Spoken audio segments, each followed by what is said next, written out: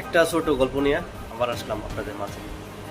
এটা হয়তো গল্প না, এটা হয়তো আপনাদের শুনলে কিছু না কিছু কাজে লাগতে পারে। দেখেন, আপনার, আমার, এমনকি সবার জীবনে দুইটা দিন আছে, যে দুইটা দিনে আপনি কিছুই করতে পারবেন না। প্রথম দিনটা হচ্ছে গতকাল, যেটা আপনি চলে গেছে, এটা চাইলে আর ফেরত পাবেন না। আর দ্বিতীয় দিনটা হচ্ছে আগামীকাল, সেটা আসবে কিনা সেটাও আপনি গ্যারান্টি দিতে পারবেন না।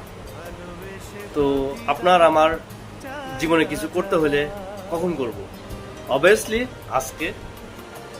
তো কখনোই আজকের কাজ কালকে করবে এটা বলা যাবে না। তো অবভিয়াসলি জীবনে কিছু করতে হলে আজকেই করতে হবে। আর বিজ্ঞান বলে জীবনে কিছু করতে হলে এখনই করতে হবে।